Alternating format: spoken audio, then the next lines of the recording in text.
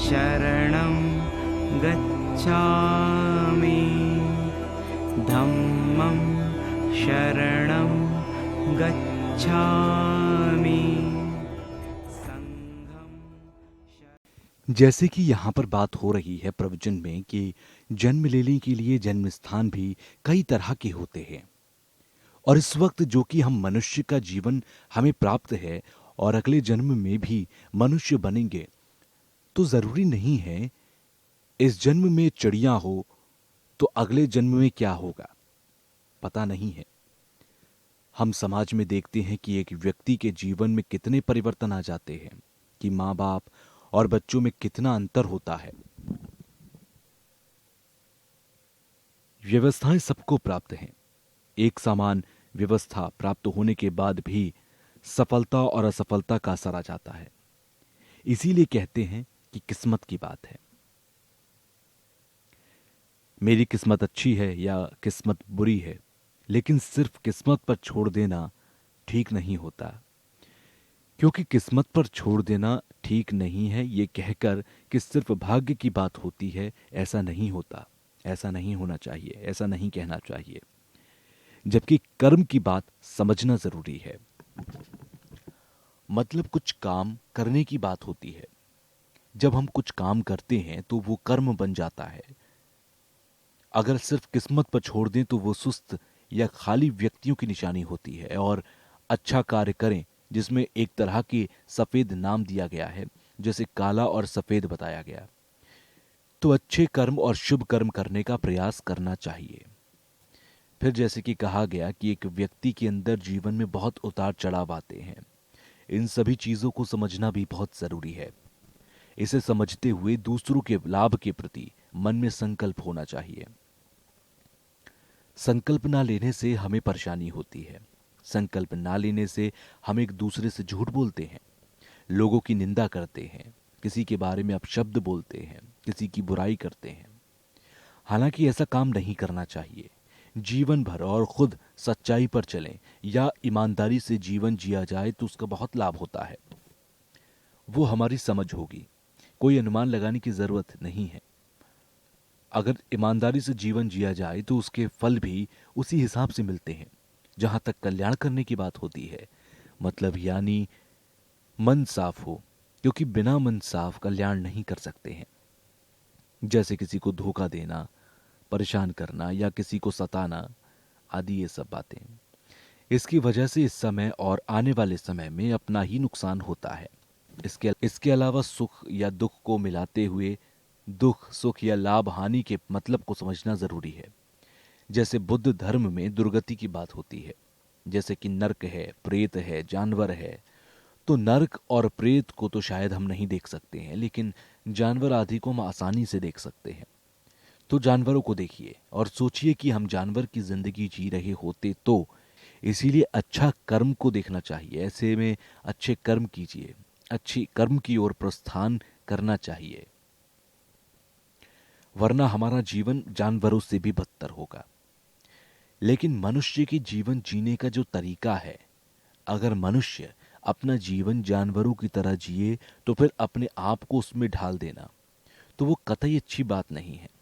सोचना, क्लेश, राग, द्वेष, मोह सभी पाप हैं। जैसे कि शास्त्र में तो ये तक कहा गया है कि इस तरह के कर्म करने से ही अनुमान लगा सकते हैं कि आने वाला जीवन दुर्गति की ओर यानी कि नर्क, प्रेत और जानवरों की तरह होता है। इसलिए जरूरी है कि एक समझदारी, होशियारी और दूसरों के प्रति अच्छे कर्म के साथ जीना चाहिए। हमको संकल्प लेने के लिए कि अशुभ कर्म 10 किस्म के होते हैं, उसे त्यागते हुए शीर का पालन करना चाहिए। इस तरह से शीर का पालन करते हुए आने वाला जीवन जो है वो देवताओं और मनुष्य का जीवन प्राप्त होता है। फिर मूल यानी बुनियादी बातें जो होती हैं कर्म की, वो शीर का पालन करना चाहिए। यानी कि चाल चलन ठीक होना चाहिए, यानी नियमों के हिसाब से चाल चलन होना चाहिए। तो इस चाल चलन के अभ्यास और आधार पर ध्यान देना, सहनशीलता का पालन करेंगे तो इसी जीवन में भी लंबी आयु की प्राप्ति और आकर्षित सुंदरता की प्राप्ति होगी। इसीलिए 10 अशुभ कर्म को त्याग कर शील का पालन करना चाहिए। 10 अशुभ कर्मों को त्यागना सभी धर्मों में एक समान है। हो सकता है कि सभी धर्मों में अशुभ कर्मों की व्याख्या अलग अलग हो, लेकिन फिर भी हो सकता है कि मिथ्या दृष्टिकोण जो होते हैं, एक तरह से दर्शन की दृष्टि से विचारधारा में अंतर आ सकता है, लेकिन बाकी कहें तो 10 अशुभ कर्मों के बारे में एक तरह से व्याख्या की गई है। खासकर करुणा और मैत्री को महत्व देने वाले धर्मों में मिथ्या दृष्टि को छोड़कर हमें काम करना चाहिए। बुद्ध धर्म में भी ऐसे ही 10 अशुभ कर्मों को छोड़कर शीर के पालन करना, सबसे पहले तो बुद्ध की शरण में जाने के लिए और जाते हुए गमन करते हुए, और जैसे कि आचार्य नागार्जुन की रतिमाला में है, जैसे कि चतुर्शरण में कहा गया कि बुद्ध के धर्म के अनुसार फिलहाल के लिए मनुष्य और देवताओं का जन्म प्राप्त करना और बाद में निर्वहन की प्राप्ति करना लक्ष्य रहना चाहिए। और फिर केवल इस जन्म के प्रति ना सोचते हुए बल्कि अगले जन्म को देखते हुए यह संकल्प लेना संभव है। और फिर आने वाला जन्म भी इसी जन्म पर निर्भर है, यानी इस जन्म में जैसा कर्म करोगे अगला जन्म उसी हिसाब से रहेगा। अच्छे कर्म करोगे तो आने वाले जन्म में फिक्र करने की, दुखी होने की मतलब ही नहीं बनता, क्योंकि आने वाला जन्म इस जन्म पर निर्भर करता है। क्योंकि तंत्रयान के माध्यम से और हो सके तो इसी जन्म में ज्ञान प्राप्त करना, मन विज्ञान जो स्पष्टता है उसे ध्यान माध्यम से है, नहीं तो मृत्यु के बाद और जन्म के बीच का जो समय होता है उसके ज्ञान की प्राप्ति। वरना ऐसे ही जन्म लेते लेते बुद्ध के ज्ञान की प्राप्ति करना एक मायने में बिल्कुल सही होता है। या फिर ऐसा करने से कहीं भी प्रार्थना करने की या पूजा करने की जरूरत नहीं होती, और स्वयं खुद के जन्म की हम तैयारी कर रहे होते हैं। इसलिए इस वक्त जो अभ्यास करने वाले व्यक्तियों में 3 तरह के लोग होते हैं। एक तो पहला सदा के व्यक्ति होते हैं, और फिर वो पुण्य के दशाश्व कर्म के बारे में बताया गया वो है। दूसरा जैसे निर्वाहन से संबंधित, मनुष्य और देवताओं से संबंधित, यानी बीज का अभ्यास करने वाले व्यक्ति। और तीसरा सभी प्राणियों के हित में बुद्ध का ज्ञान प्राप्त करने की इच्छा रखते हैं। चतुष्टक में कहा गया कि वो उत्तम पुरुष में माना गया है। तो जैसे इस वक्त हमें मनुष्य का जीवन प्राप्त है, जैसे कि मनुष्य के जीवन में बताया गया कि 8 किस्म के अवसर प्राप्त होते हैं, क्योंकि नर्क आदि में पैदा ना होने के कारण, और फिर 10 जो साधन हैं जो प्राप्त हैं, तो ऐसे समय में प्राप्त होने के बावजूद तो मनुष्य को सामूहिक दुख भोगना पड़ता है। जैसे जन्म होना, बीमार होना, मौत होना, बुढ़ापा आना, जो 4 दुख तकलीफ होती हैं वो सभी को भोगना है, क्योंकि वो हमारे स्वभाव से ही है। दूसरी बात चतुष्टक में कहा गई कि बड़ा हो या छोटा व्यक्ति हो, बड़ा हो या अमीर हो, नाम वाले व्यक्ति क्यों ना हो, उन्हें भले ही सांसारिक सुख सुविधा जैसे कपड़ा, खान पान की कभी कमी ना हुई हो, लेकिन वो मानसिक रूप से बीमार होते हैं। लेकिन जो गरीब और छोटे होते हैं उनके पास सुविधाएं ना भी हों, लेकिन उनके पास मानसिक परेशानियां कम होती हैं। इसलिए कुल मिलाकर हम मन पर ही आ जाते हैं। मन से खुश रहकर भले ही बाहर साधनों की कमी हो, खान पान रहन सहन की कमी हो, या शरीर भी दिन प्रतिदिन बूढ़ा होता जाए, लेकिन फिर भी अच्छी शिक्षा प्राप्त ना होना, लेकिन फिर भी मानसिक तकलीफ कम होती है। लेकिन जो बड़े लोग होते हैं, ऊंचे लोग होते हैं, उन्हें व्यवस्थाओं की कमी से नहीं गुजरना पड़ता, लेकिन वो मानसिक पीड़ा के शिकार होते हैं।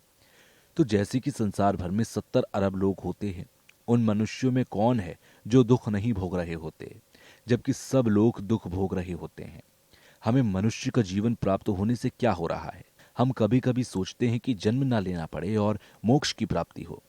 इस जिज्ञासा के माध्यम से स्वयं अपने राग, द्वेष, क्लेश को अपने उदाहरण से दूसरों की बुराइयों को खत्म करने का संकल्प लेना चाहिए। इसलिए मोक्ष की प्राप्ति के संकल्प लेना चाहिए, और इसके अभ्यास करने के लिए 3 बुद्ध की शिक्षाओं का पालन करना चाहिए। और इसका अभ्यास करने के लिए 3 बुद्ध की शिक्षाओं का पालन करना चाहिए। 3 शिक्षाओं का पालन करते समय अपने आप पर विचार करिए। विचार करने से अपने ऊपर विश्वास पैदा होगा। कुल मिलाकर यह ज्ञानता पर ही आ जाता है। जहां तक हम राग, द्वेष, संसार की बात करते हैं, आज तक अज्ञानता के कारण ही भटक रहे होते हैं। इसलिए अपने में स्वयं में राग द्वेष की जो आदत पड़ चुकी है, वही राग द्वेष हमें दूसरों में दिखाई देता है। यही वजह है कि व्यक्ति को दूसरों के दुख को भी दूर करने का संकल्प लेना चाहिए। ऐसी जब अवस्था आती है तो वो संस्कार जाग रहे होते हैं। तो इसीलिए इस संस्कार के जागरण के लिए जो कर्म है एक तरह के, वो दो तरह से बताए गए। जैसे कर्म और फल के अनुसार 8 उपदेश होते हैं। खुद से अपने और दूसरों में तब्दील करने का, दूसरों के बारे में सोचने का, जैसे अदली बदली करने की जो बात होती है, जैसे खुद से बड़ा दूसरों को मानने का, उसमें शून्यता के दर्शन के बारे में विचार होना जरूरी है। ऐसे बौद्ध की प्राप्ति के लिए जब जिज्ञासा प्राप्त होती है, जब जिज्ञासा पैदा होती है कि दूसरे प्राणी के मोक्ष के लिए भी मैं कार्य करूं, यानी अपने से बढ़कर दूसरों को बढ़ावा देना, तो इसका महत्व बौद्धाचार्य अवतार में बताया गया। अब यहां जैसे कि प्रार्थना पाठ में कहा गया कि दुर्गतियों से छुटकारा मिलने के लिए, मनुष्य और देवताओं में जन्म की प्राप्ति के लिए और हमेशा के लिए जन्म, बुढ़ापा, मृत्यु आदि बीमारियों से छुटकारा पाने के लिए बौद्ध चित्त ही है। ऐसे बौद्ध चित्त को मैं नमन करता हूं। इसीलिए बौद्ध चित्त की जो भावना, करुणा का अभ्यास करना है, वो बाकी पुण्य और पूजा पाठ से बड़ा है। इसलिए बौद्ध चित्त का अभ्यास करने से बड़ा कुछ भी नहीं है। जानबूझकर निर्वहन की प्राप्ति नहीं रखते, इच्छा नहीं रखते, फिर भी प्राप्ति हो जाती है। ऐसे में एक विश्वास पैदा होता है, उसमें एक पुण्य होता है जो हजारों की संख्या से बढ़कर है। फिर बौद्ध चित्त का एक संबंध जो है वो केवल मनुष्य के जीवन की प्राप्ति के लिए नहीं है, बल्कि बौद्ध चित्त को प्राप्ति करना खुद ही एक उद्देश्य है। जैसे कि पेज नंबर 31 के 7वें श्लोक में कहा गया कि मुनि अनंत तक संकल्प करते हुए बौद्ध चित्त को प्राप्त किया जाता है। इसका बार बार पाठ करें। जैसे कि यहाँ केवल मनुष्य और देवताओं का जीवन प्राप्त होने से छुटकारा नहीं मिलता, केवल अपने मोक्ष की प्राप्ति के लिए जिज्ञासा और इच्छा करना ठीक नहीं रहता। इसीलिए सभी प्राणियों को बौद्ध चित्त के जरिए सभी प्राणियों को दुख से छुटकारा मिलने का संकल्प लेना चाहिए। भले ही धर्म में प्रवेश कर चुके हों, लेकिन अपने बारे में नहीं सोचना चाहिए। स्वार्थ आता है तो बौद्ध चित्त का पाठ करने में रुकावट आ जाती है। ये सब कुछ सोच विचार के माध्यम से ही हमें अपने आप को ढालना चाहिए। जैसे कि अब हम 8वें और 9वें श्लोक का पाठ करेंगे। इसमें कहा गया है, जहां तक शरण में जाने की बात होती है तो सबसे पहले बुद्ध की शरण में जा रहे होते हैं। बुद्ध को हम सबसे श्रेष्ठ मानते हैं, लेकिन आखिर क्यों उनकी शरण में जा रहे होते हैं? इसका उत्तर है कि जो असल मायने में बौद्ध चित्त है वो बुद्ध की शरण में है, इसलिए बुद्ध की शरण में जा रहे होते हैं। पूरे जो 3 देवता लोक, नागलोक और मनुष्य लोक हैं, इसमें कहीं भी देखें तो बौद्ध चित्त ही सबसे श्रेष्ठ है। मंगलाचार में भी जैसे कहा गया, बौद्ध चित्त सबसे श्रेष्ठ है। इसलिए अच्छा साफ होना जरूरी है। मन साफ होने से खुद को भी लाभ है, दूसरों को भी लाभ है, अभी भी लाभ है और आने वाले समय में भी लाभ होगा। जैसे कि कहा गया कि जितने मुनि हुए, बुद्ध हुए, उन्होंने अनंत समय तक विचार विमर्श किया। बौद्ध चित्त ही एक धन या वस्तु है जो सबके कल्याण के लिए है, और बौद्ध चित्त के माध्यम से ही बुद्ध के ज्ञान की प्राप्ति हो सकती है। जो कोई प्राणियों के हित में काम करना चाहता है उसे बौद्ध चित्त अपनाना चाहिए। जो प्राणियों के दुखों को दूर करने की इच्छा रखता हो उसे भी बौद्ध चित्त अपनाना चाहिए। भले ही कोई सांसारिक सुविधा प्राप्त हो जाए, लेकिन बौद्ध चित्त का प्रयास करना चाहिए। मनुष्य की सबसे महत्वपूर्ण जो चीज होती है वो है दिमाग। दिमाग का जो अर्थ है वो परखने की क्षमता होती है, यानी कि किसी भी चीज को आप दिमाग से ही परखोगे, और परखने के लिए बातों में काटछाट करना बहुत जरूरी है। इसके अलावा शून्यता के दर्शन के लिए भी परखना बहुत जरूरी है। हमें बल और ताकत भी बौद्ध चित्त से ही प्राप्त होता है। जैसे कि मन में किस तरह से परिवर्तन या बदलाव लाया जाए, तो उस विषय पर कहा गया कि जो जीवन में दुर्घटनाएं घटती है उनमें हिम्मत नहीं हारनी चाहिए, उससे सीख लेनी चाहिए। हमारे जीवन में ना जाने कितनी ऐसी घटनाएं होती हैं जो कि हमारे हित में नहीं होती, या हमारी गलतियों का नतीजा होती हैं, या हम जो कर्म करते हैं, बुरे कर्म करते हैं, उसके फलस्वरूप हमको मिलती हैं। तो उन दुर्घटनाओं की वजह से, यानी कि जो हम नहीं चाहते और हमारे साथ घट गया, उन दुर्घटनाओं की वजह से हमें सीखने की जरूरत होती है, हमें अनुभव लेने की जरूरत होती है। हमें उनसे हार नहीं माननी, हमें हिम्मत नहीं हारनी होती, उससे हमें सीख लेनी चाहिए। तो कहा गया कि परेशानियों से सीख लेने से हमें बल मिलता है और आने वाले समय के लिए हम बल प्राप्त करते हैं।